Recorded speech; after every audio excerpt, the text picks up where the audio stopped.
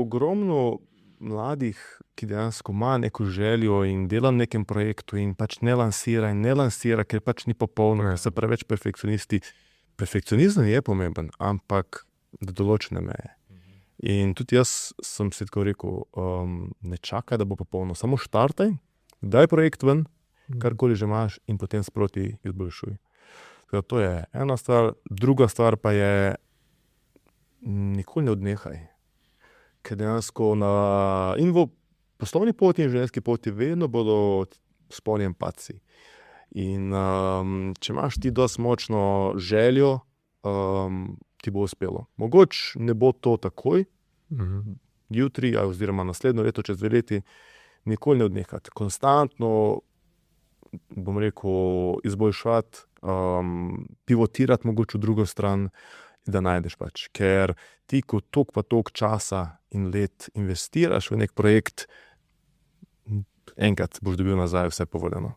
Sam ne smeš odnehati. Moj uspeh z Mitjo Segajem. Vzponi in padci, predvsem pa izkušnje. To je Večerov podcast o dragocenih lekcijah. Za posel, za življenje. Pozdravljeni v novi epizodi Večerovega podcasta Moj uspeh. Na začetku seveda nekaj formalnosti, ne pozabite se naročiti na podcast, da ne boste zamudili naslednje epizode, predvsem pa spremljate nas, všečkajte, komentirate, povejte tudi, koga bi še želeli videti v tem studiu. Veseli me zato, ker se mi zdi, da vsako epizodo malo razširimo. Tudi nabor področji, ki se jih dotikamo, danes tudi nekaj mode, povezane z uspehom in še s čim drugim. O nakitu, moškem nakitu bomo govorili danes tudi malo o kozmetiki, recimo, ampak predvsem o nakitu, če je bila to nekoč recimo predvsem domena modnih pist ali pa nekih glasbenih rokovskih zvezdnikov, danes pa povsem drugače. Moški nakit se je utrl pot vsak dan, nenazadnje pa se s tem da delati tudi v redu biznis, več o tem in o zgodbi, ki je za blagovno znamko GT Collection. Gašper Tratnik, zdravo, dobrodošel. Lep pozdrav. Dobrodošel v našem studiu. Hvala. Ti si bolj mednaroden, skratka, praviš, da tudi v Maribor redkeje prihajaš.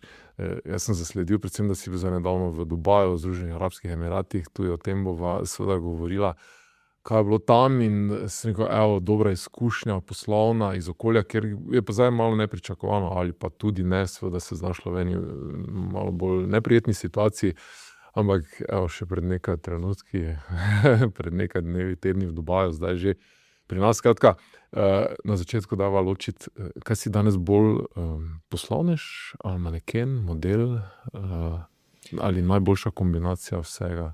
Ja, bi rekel, da poslovnež. V prvi vrsti poslovnež. Ja, zdaj to sicer modeling je bila ena odskočna deska za mojo modno pot in pozneje tudi poslovno. No. Tako da zdaj v prvi vrsti bi rekel, da sem bil bolj model, zdaj pa bolj podjetnik. Super, nekako dobro kombiniraš vse o tem. Kak so ti izkušnje iz modelinga seveda pomagale, bova govorila v nadaljevanju, tudi še nekaj druga razkrijeva seveda o Gašperju, ampak kot rečeno, dajmo Dubaj, izkušnja, bil si tam s poslovnimi angeli Slovenije na eni posebni misiji. Kakšna izkušnja bila, kaj ste počeli? Ja, zdaj v bistvu jaz sem bil zdaj že drugo leto zapored. To je program, ki ga organizirajo poslovni angeli Slovenije. Oni v bistvu izberejo 10 potencialnih start-up podjetij v Sloveniji. In jaz sem bil izbran eden izmed 10, tako da dejansko smo potem šli dol. V Dubaju nas je gostil podjetniški inkubator. Tam smo se izobraževali glede arabske kulture, go-to-market strategija, glede davkov, glede same arabskega, bi rekel, shopping behavior oziroma nakupovalnih navad v celotni regiji.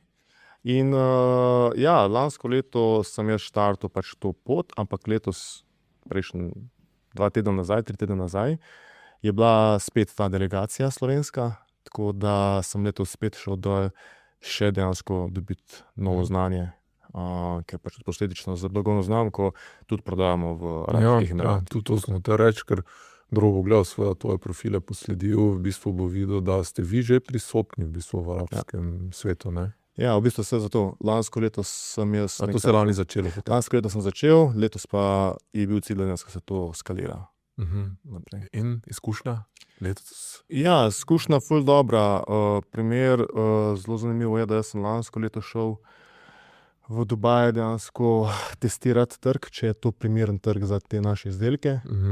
Sem ugotovil, da je zelo primeren trg, ker vsi naši izdelki so narejeni iz naravnih podragih kamnov, ki vsak nosi poseben namen, simbolizem in tako naprej. In dejansko Arabci so zelo v ta segment, ful radi kupujejo darila s pomenom in tako. Tako da lansko leto sem jaz ugotovil, da je to zelo dober market. In potem sem se lansko leto vrnil nazaj, naredil malo raziskave, še podrobneje glede arabskega trga in potem kreiral novo podznamko, specializirano za arabski trg, lokaliziral izdelke. Kaj pomeni lokaliziral izdelke, je to, da sem prilagodil izdelke za arabski trg, glede simbolov v zapestnicah, barv, se pravi tudi spletna trgovina v arabskem jeziku in tako naprej. Ker dejansko, če želiš uspeti v arabskem svetu, rabi zelo približati ljudem pač to, kar jim je blizu, se pravi od, kar sem prej omenil, do potem lokalnih plačilnih metod na spletni strani in še. Tako da lansko leto sem se veliko naučil, letos sem dejansko štartal na polno. Super, bravo. Zakaj pa nov brand, ker recimo to ne bi delovalo, ne vem, GT Collection ne bi delovalo, kaj si ugotovil, moraš nekaj bolj pomenljivega dati za Arabce? Tako, ja. Mislim, jaz sem to štartal z lokalnimi partnerji, s katerimi sodelujemo dol in oni so predlagali, oni so pač Arabci, mislim, določena ekipa so Arabci in so predlagali, da je veliko boljše štartati nov brand, ki dejansko je bolj lokaliziran za arabski trg. Ja, ful dobro. Zavemo seveda, tam je specifika, malo kultura, tudi oblačenje, ne, se tudi ženske, seveda znamke, vse so prisotne. Na nek način je to se malo skrito, zakrito, kako je potem z nakitom pri moških? Ja, ne mnenje, ampak dejansko to, kar sem jaz videl, je tako, da Dubaj še vseeno je zelo odprt v primerjavi z ostalimi kraji. Naprimer Abu Dhabi so zelo konzervativni, Saudska Arabija še veliko bolj. Ampak Dubaj sam po sebi je tako zelo mednaroden. Ogromno je tle ljudi iz celega sveta. V samem Dubaju živi več kot 200 narodnosti. Se pravi, iz celega sveta. Tako da, kar se tiče, ja, ženske so bolj zakrite, ampak še vse ni to, bi rekel, še vse je to v mejah normale. Tako. Glede moških in nakita za moške, spet odvisno, v kater segment gledamo. Bom rekel, prav lokalni Emirati, ki dejansko jih je samo 10% v celotni državi, prisegajo na zelo minimalistične dizajne nakita. Medtem ko, če gledamo večje populacije ljudi, se pravi ljudi iz celega sveta, ki živijo v Dubaju, pa zelo radi dejansko dajo nakit gor, ki ima nek pomen. Lokalni simbol, primer za arabski trg je zelo popularen, arabski konj, potem sokol je že neka skoraj sveta žival, ne. In take stvari. In tudi pač to so simboli, katere smo mi ukomponirali v zapestnice. Super. To si predvsem s pomočjo teh partnerjev dol, ki so vedeli kaj, kako, recimo, ne. So me usmerjali v bistvu, katero smer. Super. Če ga zdaj ti omenjaš hkrati tudi Saudsko Arabijo, recimo, torej na več trgih si zdaj prisoten v arabskem svetu. Trenutno v bistvu je glavni cilj oziroma glavni trg so Arabski Emirati, ampak Saudska Arabija sledi zelo hitro Emiratom, tako da pač normalno cilj je, da ko se širimo izven Arabskih Emiratov, bomo dejansko najverjetneje začeli prodajati v Saudski Arabiji, potem pa Katar, pa Bahrain, pa tako naprej. Govorimo samo o spletni prodaji ali tudi o prisotnosti v trgovini? Ja, trenutno smo 100% spletna prodaja, e-commerce, ampak zdaj, ko sem jaz bil dol, sem dejansko tudi pridobil 2 trgovini, kateri so zainteresirani, da tržijo izdelke, tako da z njimi že imamo pogodbo, smo dejansko jim dali izdelke, tako da to v bistvu zelo dobro, ja, tudi to je bil nek moj namen, zakaj letos grem še enkrat dol, da realno pristopim dol. Ja. Je pa v arabskem svetu tako, da če želiš delati B2B, se pravi business to business, je zelo pomembno, da si ti prisoten lokalno. Ker tle ne gre to iz danes na jutri. Ker oni so zelo tako, ja, gremo na eno kosilo, se slišimo naslednji teden, tako zelo delajo na odnosih in ta odnos gradiš ti več mesecev ali pa celo let, ne gre to iz danes na jutri. Ja, ker prideš pa jim ponudiš, pa Tako. kupujte. Tako da, ja, pač bil je cilj, tudi dosegel sem to, da sem prišel zdaj v 2 trgovini.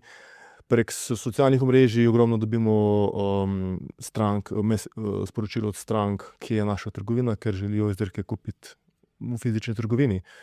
Dol mislim, da je še vseeno bolj popularno, da ljudje vidijo izdelek, kupijo, poskusijo in če to ga vzamejo. Tako da v bistvu to je bil nek cilj in pač sem ga tudi dosegel. In, ja. Bravo. Je to bolj neka ločena, to je tudi ločeno podjetje verjetno, to je ločena proizvodnja, je to tudi lokalizirano, kaj z vidika logistike potem?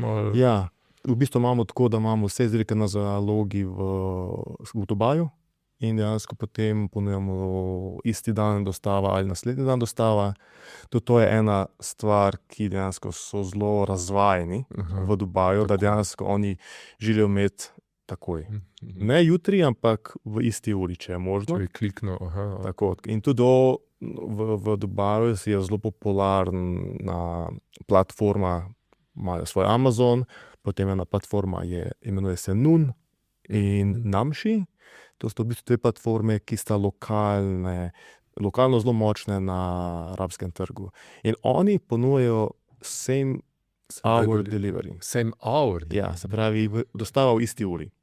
Ne vse izdelke, ampak tiste bestsellerje. Tako da s tem so dejansko oni malo razvadili, se pravi, ljudi, in pač potem mi, ki dejansko tudi prodajamo na lokalnem trgu, tudi moramo to vedeti in dejansko ponujati, se pravi, čim krajšo. Če ne, težko verjetno uspeš, ne.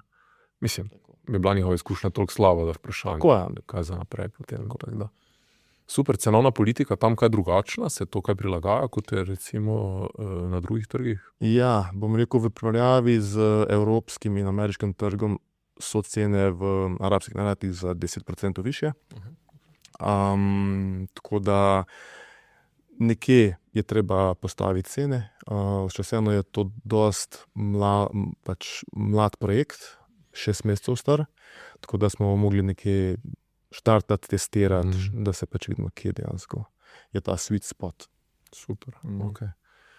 Če se malo zdaj vrnemo še na tvoje bolj tradicionalne trge, ti sicer jasno je, da Slovenija težko spet z tak nišno ponudbo, kot je tvoja, recimo, ali pa mogoče še naš trg ni dovolj zrel, pa tudi ne nazadnje velikostno omejen, kakorkoli pač je. Primarni trg so Združene države Amerike. Tako, zdaj glede blagovne znamke GT Collection, se skupaj mislim, da se je štartal 7 ali celo 8 let nazaj.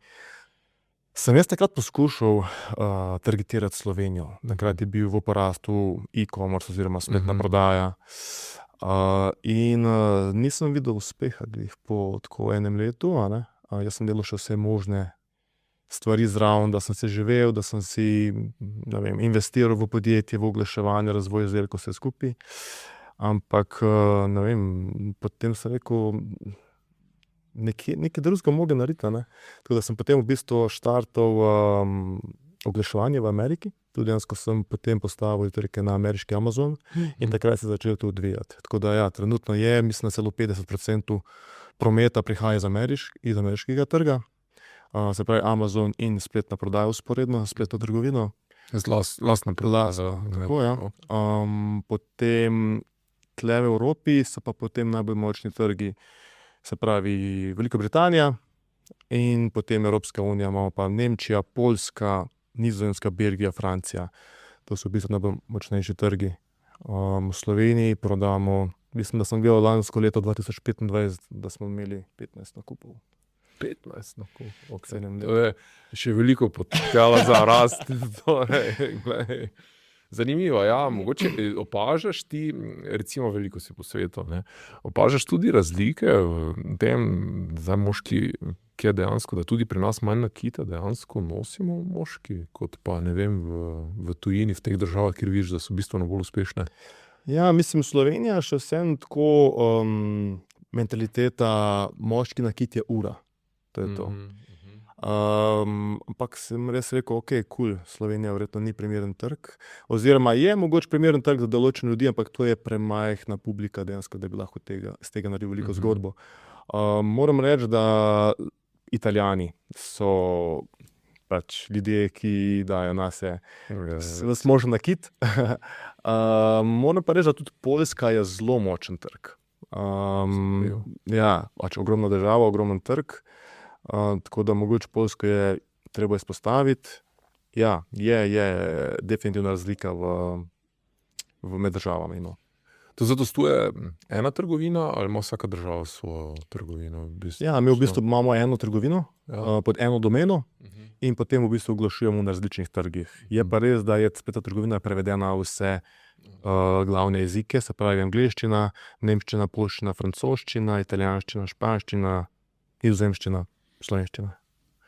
Tako da pokrivamo z eno spet trgovino, ja, vse države. Vse trge potem in prilagojeno jezikovno. Tako jezikovno in se pravi lokalna valuta. Primer Poljska imajo poljske zlote in pač to sicer platforma, na kateri imamo spletno trgovino, pač to omogoča. Nizozemščino omenjaš, kaj je? To tak velik trg? Je zanimivo, drugačen, ne vem? Ja, mislim, je, bi rekel, med top 3, top 4 pri meni za ta tip izdelkov. Ne vem, nisem se toliko poglobil v samo državo, ampak sem pa opazil, da države, ki imajo lokalne marketplace, je zelo pomembno biti prisoten tam. Kaj to pomeni? Primer, v Ameriki je najbolj popularen marketplace Amazon. V Nemčiji primer je Zalando, About You, to vsi poznamo. Nizozemska ima bolj.com in Poljska ima Allegro. In pač moja strategija, ki sem po parih letih ugotovil, je, da dejansko ti moraš biti prisoten na vseh marketplacih in usporedno še svojo spletno trgovino. Zakaj? Ker dejansko nekdo vidi oglas na Facebooku, na Instagramu, primer, črna, modra zapestnica GT Collection, pride na stran, našo stran, ker mi pač prodajamo izdelke, ne pozna ne brenda in pod kaj potem naredi, ok, on gre, odpre Amazon, napiše GT Collection, bracelet, to pravi zapestnica, in če si ti prisoten tam, pomeni, da si ti verodostojno podjetje, verodostojen brand in potem se stranka odloči, kje vzame, kje jo kupi. Ali na marketplaceu, ali na spletni trgovini. In identično velja tudi za vse evropske države, ki sem jih zdaj omenil. Poljska ima Allegro, tudi mi prodajamo na Allegro, prodajamo na bolj.com marketplaceu, ki dejansko je Nizozemska, Belgija, prodajamo na About You, Otto je v bistvu tudi močen nemški trg. Tako da to je ena taka strategija, ki sem opazil, da pije vodo. In sploh današnji dan, ki je v bistvu takšna konkurenca, moraš biti prisoten na vseh možnih marketplacih. Ja, tam sicer res, kot praviš, ne pridajo do produkta, ne spoznajo mogoče zgodbe za tem, pa če raziskujejo, ne, na vaši spletni strani pač bolj dobijo predstavo o tem, kaj brand je, kaj pooseblja, ne, ker ti praviš recimo, da je moški nakit v bistvu statement, ne, torej ni niti toliko modni dodatek, kot je bolj neki statement. Kak ti to vidiš? Ja, zdaj tako bom rekel, današnji dan je poplava moškega, ženskega nakita. Vsi so, ne vsi, ampak zelo velika večina so zelo, bom rekel, dolgočasni dizajni in brez pomena. In jaz sem ta brand GT Collection to malo obrnil zgodbo in dejansko sem dal ljudem, dejansko, da oni se zavedajo, da pač imajo da nosijo nakit s pomenom, z zelo močnim simbolizmom. In to je pač tista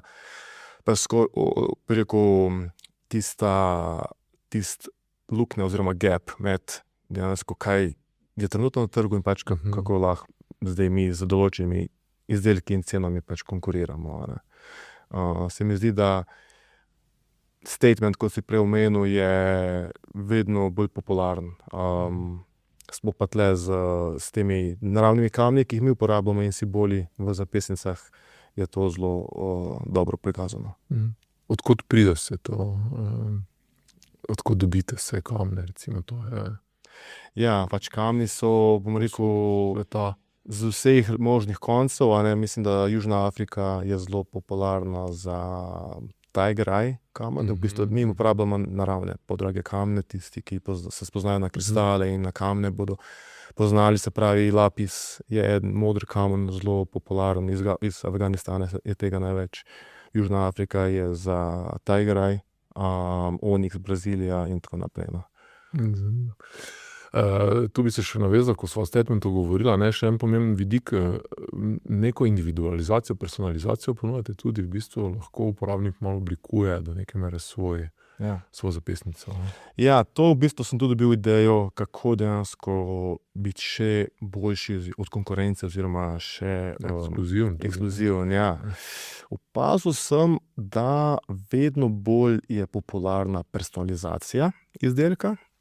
In kaj mi na spletni strani ponujamo, je to, da je lahko stranka sokreator nakita. Kaj to pomeni, je, da si stranka sama zbere, se pravi, kater simbol bo imela v zapestnici, kater kamen, vsak kamen ima svoj pomen. Primer onyx je moč, lapis je wisdom, to je modrost. Tako da dejansko lahko vsak si izbere, katere kamne, s katerim pomenom, s katerim simbolom bo imel. Plus tega, da je opcija tudi gravure. In to normalno je malo višji cenovni razred. Seveda, ker to vam zaplete v bistvu, ne? Tako, ko govorimo izdelavo in postopke. Ne? Tako da to je tudi nekaj tazga, ki normalno treba delati na tem, da ljudem pač daš, kaj oni res iščejo. Super. Več stvari zdaj, ko bi ga šel. Tebe je širša javnost recimo spoznala več kot 10 let nazaj, ne, od projekta Mister Slovenija. V bistvu to je na nek način bila tudi odskočna deska za posel. To je prvi posel. Ševa razkrila tvoj background potem v nadaljevanju, ampak bolj sem se zdaj hotel mogoče na to navezati, odkot takrat sploh ideja, ne? Ti si bil model, maneken, kako bolj preskok v posel, recimo. Ja, to je že zdaj kar 12 let nazaj, ko sem jaz v bistvu delal full-time modeling. Z tega sem se živel 3-4 leta. Bil sem v tujini in potem, mislim, da leta 2016, 2017, sem jaz opazil, da v bistvu pri tem poslu pač modeling ni neke konstante. Kaj to pomeni, je, da dejansko ti lahko 2-3 mesece ful dobro narediš, dobiš super kliente, te bukirajo za ne vem kakšne slikanja, snemanja in potem 2 meseca nič. In ta nekonsistenca je pač mene malo motila in takrat sem še vzporedno začel delati, se pravi, in spletno prodajo in razvoj blagovne znamke. Tako da sem v bistvu, to je bil ta nek znak, zakaj jaz moram iti ven iz modelinga in dejansko začeti delati nekaj svojega, ker jaz sem imel vizijo tako od takrat 10 let plus, kaj dejansko lahko to pomeni, če imaš svojo blagovno znamko. Ker pač, ja, prej sem jaz bil model, jaz sem bil model na modnih pistah, snimanja, slikanja za druge brende, zdaj v bistvu jaz imam svojo blagovno znamko. Ta ideja, predvsem imeti blagovno znamko, to je recimo, ok. Kako si prišel, ne vem, kaj prvi produkt je bila zapestnica? Ne. Ne? Prvi produkti blagovne znamke GT Collection so bili leseni metuljčki. Takrat v bistvu je bila prav trend v Sloveniji, da za temi lesenimi metuljčki, lesene kravate in tako naprej, tako da jaz takrat sem štartal blagovno znamko, mislim, da celo prvi nakup v spletni trgovini je bil za lesene metuljčke. In vzporedno se je dodajal potem ostale izdelke, tako da potem drugi izdelki so bili zapestnice, verižice In potem sem začel tako malo segmentirati, kaj dejansko se bolje prodaja, kaj se manj prodaja in tako naprej. Ja. Zanimivo. Aljoša Marjanovič je zadnjič govoril v tem studiu o lesenih metuljčkih, tam njegovem prvem projektu, poslovnem, tako da vem, da to je bil kar priljubljen tak prvi projekt, tako da super. Ok, zanimivo. In potem postopoma pač se ta sortiman razvija v bistvu. Ja, jaz sem v bistvu tako, da sem postopoma začel razvijati in asortiman izdelkov in dodajati prodajne kanale. Do začetka je bilo tako, da sem že prej omenil, sem delal vse možne službe, da sem dejansko lahko živel samega sebe, si plačeval najemnino v Ljubljani, kril prispevke za SP, investiral v zalogo, v oglaševanje, vse skupaj, razvoj izdelkov, tako da je šlo dokaj počasi prva 3 leta. Ampak ja, potem, ko sem začel dodajati prodajne kanale, kot je Amazon, About in tako naprej, dejansko je prodaja začela zelo, zelo rasti in to mi je omogočilo, da sem lahko določene stvari outsourcal, se pravi, najel agencijo, ki dejansko dela oglaševanje za Facebook, Instagram, Google in tako naprej. In posledično tudi razvil nove izdelke. Zdaj, če pogledamo trenutno asortiman GT Collection branda, ja, mi imamo v asortimanu, se pravi, verižice, zapestnice, svoj dizajn moških ur, osteni izdelki, kot so denarnica, držalo za kartice, ostena torbica. Razvili smo tudi svojo dišavo, svoj parfum. Se danes preveč, Ja, in nazadnje smo razvili tudi moško kremo oziroma skin care for men za obraz. Tako da ja, asortiman je v bistvu kar širok zdaj, ampak se pozna, da v bistvu bestsellerji so bili pa zapestnice. To ostaja core produkt. Tako, to je core produkt, ampak tako potem delamo različne promocije v smislu, ne vem, da se moškemu podari, ne vem, ura in zapestnica. Ker opažam, da dejansko zelo velik segment je tudi darilni segment oziroma gifting. Ravno zaradi pomena teh kamnov, ker dejansko nekdo kupi zapestnico ali zase ali za nekoga, brata, ne vem, ženske, za za partnerje in tako naprej. Super. Ali to nakazuje, recimo, da bi se ti upal podati še v kak drug segment, ne vem, kozmetika, skincare? Ja, mislim, tako bom rekel, moška kozmetika je vedno bolj popularna. Tudi, če pogledamo nakit so nosile ženske, še ga vedno nosijo in tudi je poplava ženskih brandov, a ne, za nakit. Ampak jaz sem šel moškega, a ne, in zdaj po določenih letih vidim. Tu ne boš popustil. Tu ne bom popustil. Dobivam veliko že povpraševanja, ali tudi imate ženske zapestnice. Določeno obdobje je tudi bila manjša kolekcija razvita za ženske, ampak se ni tako dobro prodajala, tako da sem rekel, fokus na moške modne dodatke oziroma na nakit. In pač to pije vodo. No, tako da tudi, kar se tiče kozmetike, ja, moška kozmetika je vedno bolj popularna. In trenutno so 2 izdelka, se pravi, krema za obraz in dišava, pač parfum. Tako da, ja, je tle še veliko prostora, ampak vse v svojem času. No, postopoma, včasih, ne. Zanimivo mi je to, ko praviš, ja, ta nestanovitnost modeling, pa to, pa greš v podjetništvo, kaj si jo? Ja, verjetno si nisi mislil, da v taki roller coaster ride, ne? Ne, ja, so dnevi, tedni, meseci, ki dejansko se res vprašam, zakaj to delam, kaj mi tega treba. Še vedno. Ampak v podjetništvu je tako zelo veliko možeš delati na osebnostni rasti. Jaz se berem ogromno knjig za osebnostno rast, podjetništvo, tako naprej. In moram reči, da zaradi teh knjig in pač mindset-a, ki ga imam, sem še vedno pač v podjetništvu. Ampak prej, ko si ti kot podjetnik, prej, ko dojameš, da je to samo del procesa, gor in dol, lažje je. Malo bi bilo smešno, če bi dejansko bilo vse v tem prvem poskusu bi uspelo, samo vse super. Potem bi bili vsi podjetniki. Ampak je filtri že to, ne? Ja, tako da mindset je tle zelo velik. Okay. Še o mindsetu, veliko razkritja, ne? To, kar verjetno res mogoče večina ne bi uganila, kar si mi povedal pred začetkom vsega, skratka, Gašper je diplomiran strojnik, zdaj pa strojnik, maneken, model, podjetnik. Kak je ta background, predvsem mogoče izkušnje iz modelinga, manekenstva, pa ne nazadnje tudi to strojniško ozadje, kakšna popotnica je bila to zdaj za podjetništvo, za to vlogo, v kateri si zdaj primarno, kot praviš? Ja, prej sem zaključil srednjo strojno v Celju, potem sem se vpisal na faks, fakulteto za strojništvo v Ljubljani. In takrat sem imel še vedno željo, če bom strojnik. Jaz sem se vpisal v smer konstrukterstvo, na koncu sem tudi diplomiral kot konstrukter.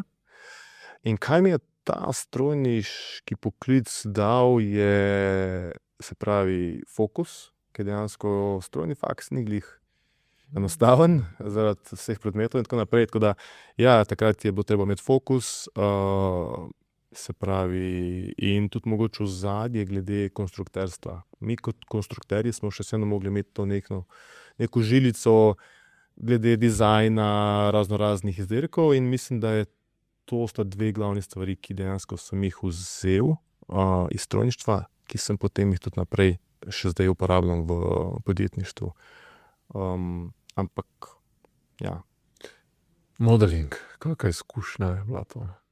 Delal si v Aziji, recimo, zanimivo, ne? Mogoče ni to nek primarni trg, na katerega pomislimo, ko govorimo o modelingu, ampak kakšna je bila tvoja izkušnja tam?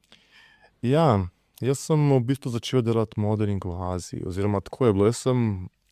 Prej sem ti omenil, naredil 3 leta faksa, vpisal absolventa, dobil priložnost, da grem delati za modno agencijo v Aziji. Živel sem 3 mesece v Bangkoku. Potem se je pogodba iztekla in potem sem šel v Kuala Lumpur, v Malezijo, še tam 4 mesece. In ja, zanimivo, da dejansko evropski modeli smo zelo dobro delali v Aziji in obratno.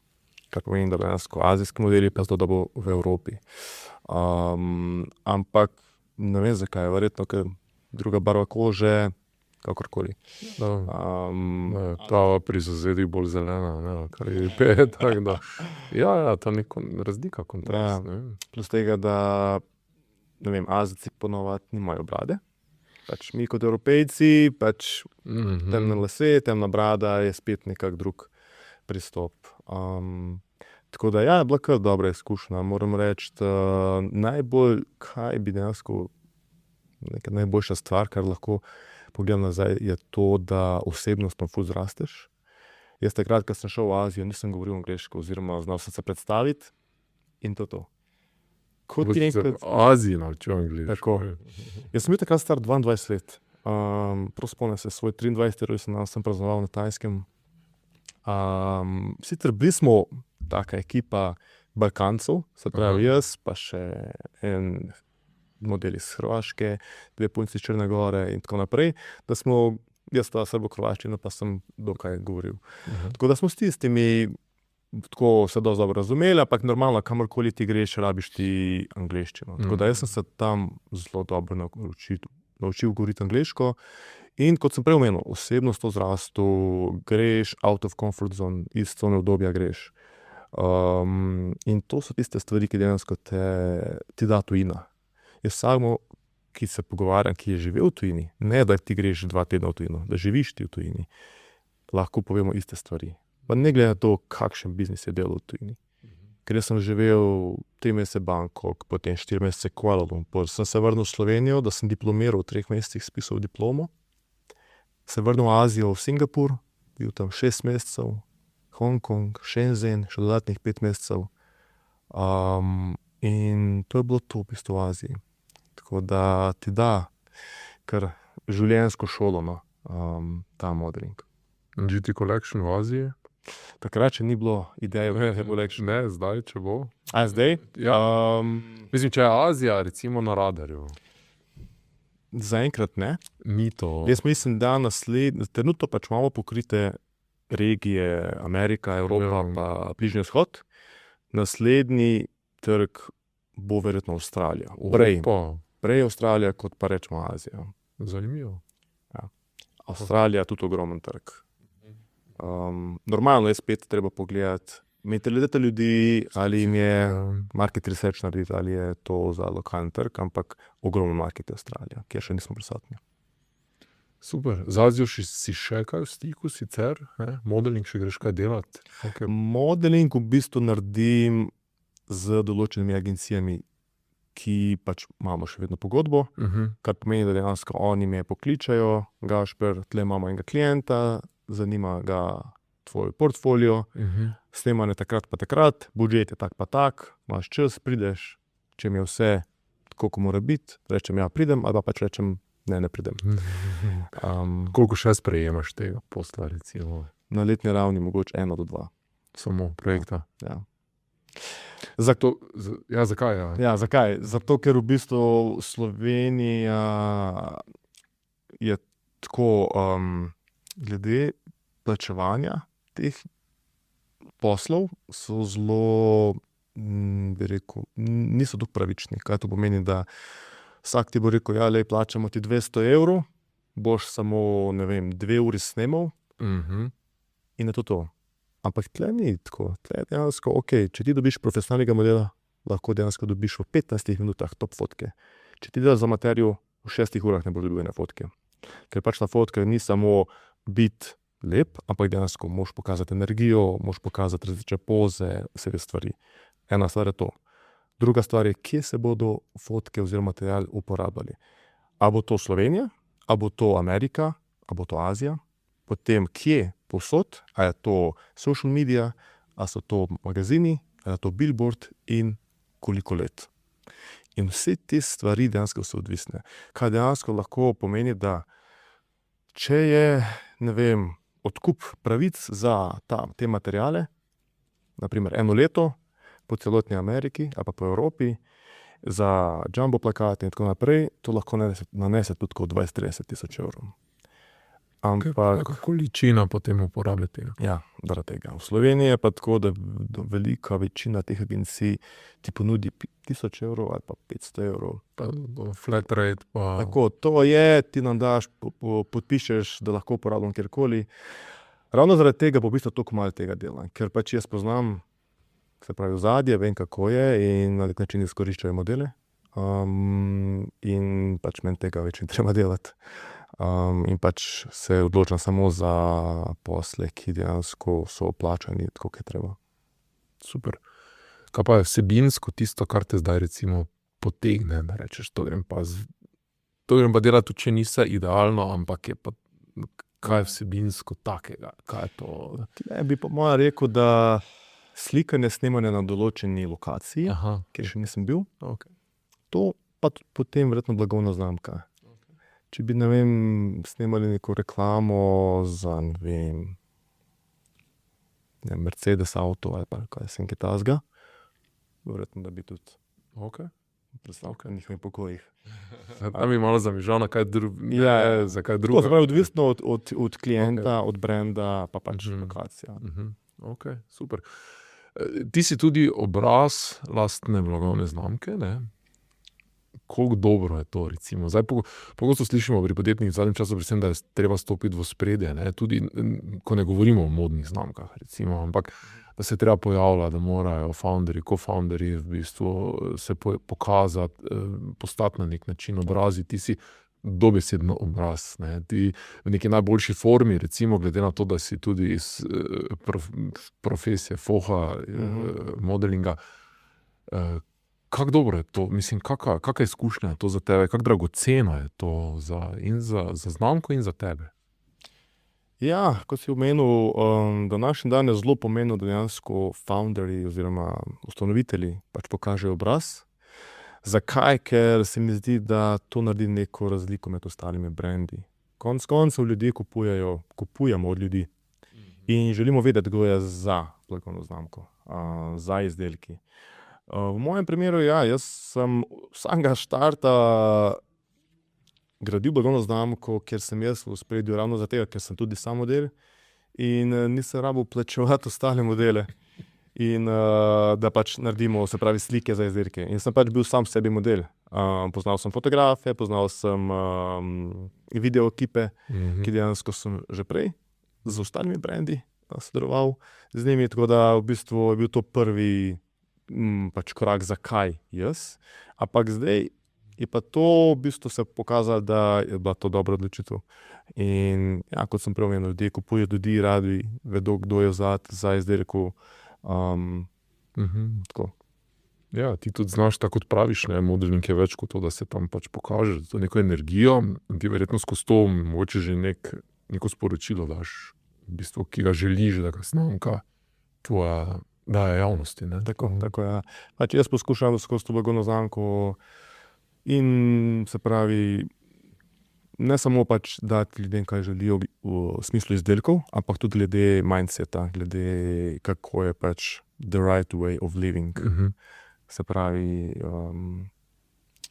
biti pozoren do drugih, dati več stvari, kot jih pač pričakuješ nazaj.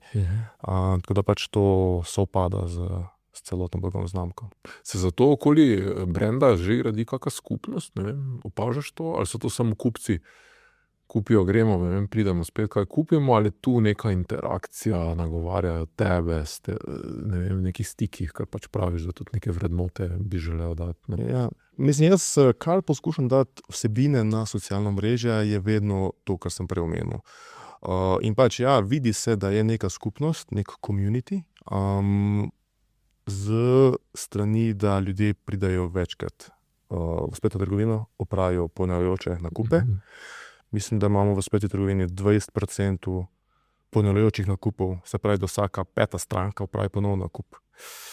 Zdaj, kaj je točen razlog, ne moramo zdajati. Ampak jaz mislim, da je skupek vsega. Se pravi, skupek tega, da se pokaže, kdo je vzadaj brenda, da pač se dela tudi dober marketing, konec koncev. Ljudje kupujejo izdelke ali zase, ali za svoje bližnje. Tako da bi rekel, da je potrebnih več stvari za ustvarjanje tega komunitija. So tudi kakšne ideje, kaj bi še želeli videti v sortimanu, recimo strani kupcev, ljudi, da oni kaj predlagajo, pa da povejo, kaj pogrešajo?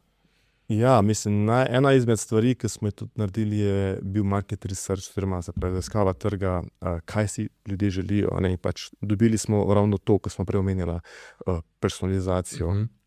In to je v bistvu zdaj, na katerem delamo. Moja ideja v samem štartu je bila imeti zelo, zelo širok asortiman. Ideja je bila, mislim, da neko obdobje sem celo imel pač te kape, shield kape, potem hoodije, majice, tako naprej, pod blagovno znamko GT Collection. Ampak kot majhen brand nimaš ti budžeta za logo, za vse skupaj. Tako da zdaj v bistvu bi mogoče malo zožil asortiman in dejansko res dal fokus pač tisto, kar pije vodo. Se pravi, nakit za moške z fokusom na personalizacijo. Okay. Dobro. Kako poteka razvoj nekega novega izdelka? Kako si ga zamisliš, ne vem, od ideje, pa kako ga razvijete, pa kako dolgo približno to traja? Ja, mislim, da lahko mogoče opišem kratek proces izdelkov, ki smo jih naredili za arabski trg. Ja, šel sem dol, se naučil veliko o trgu, v njihovi kulturi, in potem danes lahko zelo veliko z ChatGPT-jem pomagaš, in tudi to sem jaz naredil, tako da sem veliko idej dobil tam, in potem dejansko se naredi neka osnovna skica, glede, se pravi, simbola, ki bi ga dejansko rad vkomponiral v zapestnico, katere kamne, mogoče dodati kak kamen z posebnim pomenom in tako naprej. Tako da veliko je treba tudi spremljati konkurenco, kaj konkurenca dela, ker pač če konkurenca dela več, konkurentov dela določeno stvar, verjetno to pije vodo in je treba mogoče malo prilagoditi za svoj brand, svoje izdelke. Tako da treba biti prvo kot prvo pozoren, kaj je na trgu, kaj ljudje iščejo, kaj želijo, dobiti feedback od njih in potem dejansko kreirati nek izdelek, in ga dati na trg. Ni to nekega množičnega razvoja, verjetno ne razvijete 5 novih izdelkov. Ne. To je pač zmerno. Tako, naredi se en dizajn in potem ga naredimo v parnih variacijah. Se pravi, en dizajn, zdaj, če govorimo za arabski trg, se je razvil dizajn z simbolom arabskega konja in dejansko smo naredili v 4 barvah, se pravi, črni kamni, modri kamni, pa rjavi rdeči. In potem ukomponirana ta arabski konj. Tako da bo gledamo z tega vidika en dizajn in več barvnih variant. Dobro. Duhovno rast si omenjal, ne? Ta je pač pomembna. To je ta state of mind, kako bi rekel, duševno zdravje, tudi to je ključno, verjetno za vse. Si predstavljam, da je bilo mogoče to v industriji modelinga ali pa vsaj toliko pomembno, recimo, kot je zdaj v podjetništvu, ne? Bereš, praviš, na kakšne načine še recimo dosegaš tu, se razvijaš na tem področju. Ja, samo mogoče, če se vrnemo nazaj na modeling, ne. Zelo pomembno je, da si ti in v modelingu in v podjetništvu, da imaš neko samozavest. Da te ni strah nastopanja pred javnostjo. Da stojiš za tem, kar govoriš, kar predstavljaš in kaj tvoji izdelki predstavljajo. In to mislim, da sem se v modelingu dosti dobro naučil in potem sem tle, ko sem začel podjetništvo, z določenimi knjigami to še nadgradil. Ja, berem knjigo vsako jutro, udeležujem se raznih seminarjev, predavanja, delavnice, spletni tečaji. Jaz mislim, da sem investiral v spletne tečaje že ne vem katerega leta. Tako da ja, to je eno z drugim gre. Okay.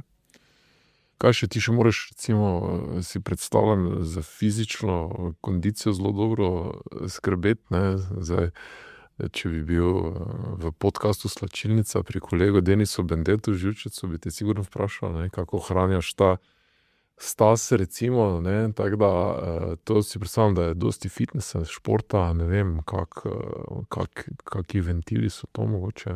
Ja, jaz sem vedno bil kot otrok športno aktiven. Vse možne športe sem igral, ampak ja, ko sem pa začel delati modeling, sem pa začel mogoče malo bolj segmentirati športe. Normalno, se pravi, dnevna telesna vadba je zdaj to moj vsak dan. Malo sem začel takrat tudi gledati, kaj jem, kaj ne jem. In to mi je postalo v bistvu potem nek življenjski slog, ki ga dejansko še danes uporabljam. In ja, se mi zdi, da je pomembno, da skrbiš in za in za telo, ker s tem dejansko na nek način daš tudi neko podobo ostalim, da si nek vzor. In ja, to je kar pomembno danes. Hrana, spanec. Hrana, spanec, ja. Pač jaz poskušam spati vsaj 8 ur na dan. Jaz zaspim okoli 10 ure, ob 6 sem po koncu. Hrana, dovolj ta prave hrane. Tudi jaz si privoščim kdaj burger in pico, ampak ni za to na dnevni ravni, je mogoče enkrat na mesec. Okay. Ampak ja, bi rekel, da dejansko je to postal moj vsak dan, ker tudi na nek način si glavo sčistiš. Če greš ali, ne vem, hoditi v hrib, greš na fitness, greš na štange trenirati ven, ti dejansko malo glavo spucano. To je pomembno. Ja, v tem ritmu vsekakor, ko smo že v ritmu, dava še o trendih nekaj reči, ne, recimo, ti si v industriji, ker so trendi zelo pomembni. Se ti zdi, da jim samo sledite ali jih recimo ustvarjalci nakita, kot ste vi, tudi ustvarjate te trende? Pa kakšne velike razlike so recimo med, če primeraš, ne vem, Amerika, Evropa, Bližnji vzhod, omenil si večkrat seveda Bližnji vzhod, simboli iz tamkajšnjega območja, še kaj druga, kaj so specifike tega in res ste predvsem, ste tudi trendsetter ali sledite predvsem trendom? Normalno je, kje je treba štartati in za sam štart sem normalno sledil konkurenci ostalim brandom. Zdaj, ko sem, bom rekel, na trgu že 7-8 let, poskušam pač tudi sam kreirati trende. ampak je tako še vse bolj v povojih. Normalno je pogledati, treba, v katero smer gre trend. Če pogledam nazaj, par let nazaj, moški nakit je vedno bolj popularen, ampak ne samo moški nakit kot nakit, ampak nakit, ki izraža nek pomen, nek simbolizem in tako naprej. Mislim, da tle je lahko GT Collection se kar gre zraven. No. Kakšna gneča je na tem trgu, recimo? Koliko je brandov takih, ki so vam mogoče neposredna konkurenca, recimo? Ki so res nišni brendi, specificirani moški nakit, recimo tu, kaj je tu poplava tega ali je to še vedno tako dokaj butično, recimo? V ženskem nakitu je to kar plava, lahko rečem, v moškem je tega bistveno manj in tudi ti brendi, ki so v moškem segmentu moškega nakita, bom rekel, je to še vsem dosti butično. Če govorim dejansko v smer, v katero se je GT Collection razvil. Prej sem že omenil, da pač je veliko brandov, izdelkov, ki so samo zapestnice, samo verižice, brez kakšnekoli pomena, ne vem. In pač tam je tudi poplava. Ampak podjetništvo današnji dan, mislim, da je zelo pomembno, da se ti osredotočiš zelo nišno, če želiš uspeti. To je pač ena izmed koščkov sestavljanke. Normalno tle je potem še, se pravi, da ti skrbiš za stranke, marketing, vse, ne vem, vsebine dobre in tako naprej. Ampak ja, mislim, da bolj kot si nišen, boljše. Okay. Marketing si zdaj spet omenil, seveda še to, uporabljate neke tradicionalne kanale ali ne vem, predvsem neke influencerske scene, bi rekel, kako pridete do ciljne publike? Ja, največ v bistvu uporabljamo meta oglaševanje, se pravi oglaševanje na Facebooku, na Instagramu in zdaj smo še Google, isto Google. In email marketing. Email marketing v spletni prodaji je zelo pomemben. Kaj to pomeni je, da z različnih, se pravi, ne vem, sourcev, Instagram, Facebook, Google, ljudje pridejo na spletno stran, mi jim ponudimo določeno, ne vem, mogoče 10% off, če pustijo email in s tem mi gradimo bazo mailov. Normalno baza mailov je pomembna, ker dejansko ti lahko potem jim pošiljaš razne kampanje o novih izdelkih, novosti in tako naprej. In tle dejansko tle se dejansko dela gnar, če tako po domače povem. Ampak ja, do strank prvič pridemo prek socialnih omrežij. Tle še je ogromno kanalov, ki jih lahko dodamo, kot je TikTok, oglaševanje, kjer še nismo prisotni. Ampak v Ameriki je to zelo popularno, tako da mislim, to je tudi naslednja stvar. Ampak ja, jaz v bistvu tako gledam, omenil si influencerje. Ja, zdaj, na nek način si to že tudi sam v bistvu, ampak sem namerno izpostavil tudi to. Ja, mislim, jaz sebe nimam kot influencer, da sem. Jaz sem pač predstavnik blagovne znamke, GT Collection, in to je to. Jaz sem imel tudi v bistvu že izkušnje z influencerji, slovenskimi, ko sem začel, ampak moja izkušnja je sicer takšna, da oni ponovadi rečejo, ja, želim 100 € za objavo. In to je to. In rečem, ja, ampak a mi lahko ti zagotoviš, da bo tvoja publika dejansko mi prinesla vsaj toliko prometa, ne, vsaj toliko nakupov. Ja, to pa jaz ne vem. Sem rekel, dobro, potem ne moramo sodelovati.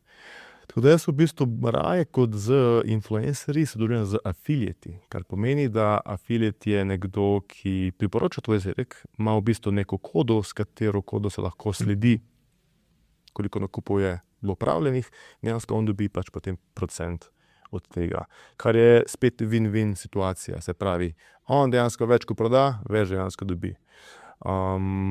In pač to je pač nek pristop, ki ga pač jaz zagovarjam, in enako imam tudi narejeno z agencijami, s katerimi sodelujemo, ki upravljajo oglaševanje. Imamo tako, da se pravi, imajo nek sicer minimalni mesečni fee, plus procent od prodaje, ki dejansko jo generira na spletni trgovini. Super. Tako da to je model, ki pri tebi deluje. Tako je. Okay. To jaz govorim zase, za moj primer, ne govorim zdaj, da to bo veljalo vse posod. Imaš ti določene brende, ki imajo mikroinfluencerje v Sloveniji in oni pač naredijo, 5-6 storjev in dejansko od tega pač pridejo prodaje. Ampak ja, jaz govorim za moj primer, vsak drugače. Super. Slediš kakemu pravilu ali pa principu, ko sprejemaš poslovne odločitve? Ja, vedno prespi. Aha. Nikoli se zdaj ne odloči. Ne. Jutri bo slika jasnejša. Zelo redko, da se odločim takoj zdaj. Rad še vedno imam vse informacije in potem rad prespim in se naslednji dan odločim. Je pa tako, da se vedno odločim naslednji dan, ali je to ja ali ne.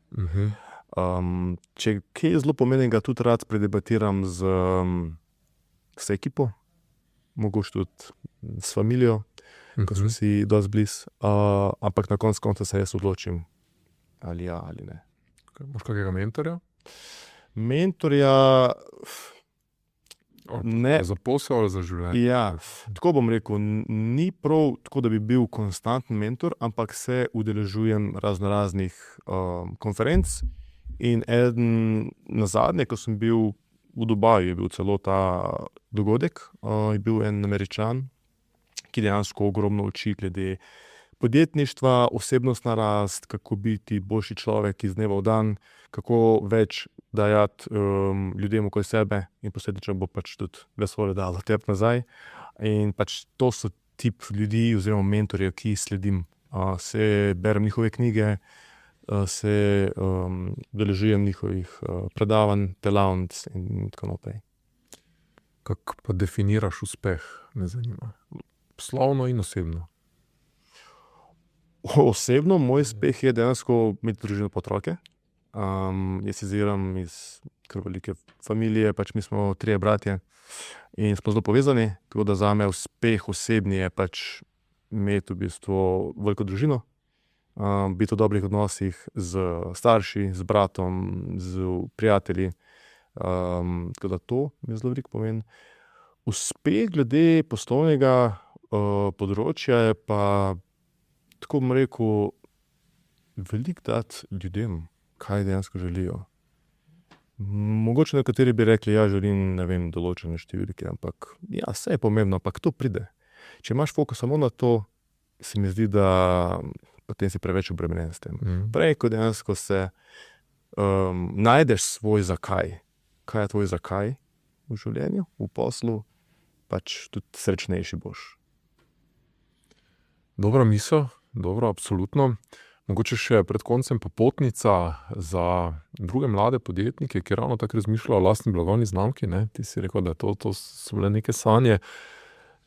Kaj bi jim svetoval, recimo?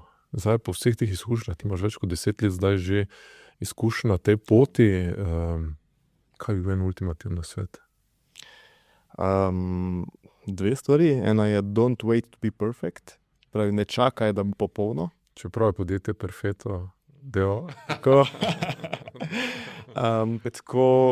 Zakaj to, ker dejansko ogromno mladih, ki dejansko ima neko željo in dela na nekem projektu in pač ne lansira, ker pač ni popolno, so preveč perfekcionisti. Perfekcionizem je pomemben, ampak do določene meje. In tudi jaz sem si tako rekel, ne čakaj, da bo popolno, samo štartaj, daj projekt ven, karkoli že imaš in potem sproti izboljšuj. To je ena stvar. Druga stvar pa je, nikoli ne odnehaj. Ker dejansko in v poslovni poti in življenjski poti vedno bodo vzponi in padci. In če imaš ti dosti močno željo, ti bo uspelo. Mogoče ne bo to takoj, jutri oziroma naslednjo leto, čez 2 leti, nikoli ne odnehati. Konstantno, bom rekel, izboljšati, pivotirati mogoče v drugo stran, da najdeš pač. Ker ti, ko toliko pa toliko časa in let investiraš v nek projekt, enkrat boš dobil nazaj vse povedano. Sam ne smeš odnehati. Dobra, motivirajoča misel, seveda, ampak kaj so bili recimo momenti na tvoji poti, ko si že mislil, da pa bi vrgel vse nekaj, da bi odnehal? Ker zagotovo taki momenti pridejo. No, Seveda pridejo. In kako si se potem obrnil to? Ja, jaz v bistvu sem mogoče samo štartu, niti nisem vedel, ali gremo pravo smer ali ne. Jaz sem imel v začetku občutek, da tavam v megli. Hodiš v megli, ne veš iti levo, desno, naravnost, sam šel sem. In mogoče tam se spotakneš, greš naprej, ampak še vseeno greš naprej. Ja, pač kaj sem v tistih trenutkih naredil, jaz sem takrat imel zelo, pač družina mi je stala ob strani, pogovore z bratom, staršemi, mi je zelo pomagali, da sem ostal na poslovni poti, in določene knjige, spet mindset, prebereš neko knjigo, določene zgodbe od ostalih in si rečeš, če njim uspel, lahko tudi meni. In ja, naj imajo vsi visoke cilje, kot pač da prej odnehaš. Super. Zadnje vprašanje, ki je pri nas vedno enako in se mu tudi ti ne moreš izogniti. Kaj je bila neka mogoče najbolj boleča izkušnja, lahko je bila tudi tvoja napaka, ki je bila v nekem trenutku, seveda se je zdela kot poraz, ampak je pa potem postalo jasno, da je bila to izjemno dragocena lekcija. V poslovnem smislu? Lahko v osebnem, lahko v poslovnem, ampak mogoče predvsem vezano na posel. Ja. Na posel? Ja, jaz mislim, da mogel bi se vrniti še pred podjetništvo, ko sem delal modeling. Ni bila glih napaka, ampak zdaj gledam nazaj, če bi jaz takrat štartal podjetništvo, kje bi zdaj bil? Jaz sem dejansko bil v modelingu 4-5 polnih let, če bi že takrat štartal. Se vedno sprašujem, kaj bi bilo, kje bi bil danes. Ampak jaz mislim, da je bil tista je bila neka nuja, da dejansko sem tudi osebnostno dozorel, dorastel, da sem potem zaradi teh izkušenj štartal to, kar sem danes pač pripeljal. Vse se je zgodilo z razlogom, nič se ne zgodi brez razloga in vse ob svojem času, kot si rekel, predvsem pa zmerno počasi, ampak vztrajno in pogumno in nikar ne odneha. Gašper Tratnik, GT Collection, hvala za obisk, super je bilo, res dragocena vsebina iz tega pogovora, ki bo, verjamem, res koristila marsikomu, ki razmišlja o podjetniški poti, sicer pa bo vsekakor tudi zanimivo in zabavno poslušanje. Verjamem, tako da hvala za pozornost, ne pozabite se na podcast naročiti, da ne boste zamudili naslednje epizode. Seveda komentirate, všečkajte, lahko tudi kaj pokritizirate oziroma predlagate, koga bi še želeli videti v tem studiu, do naslednjič naj bo uspešno.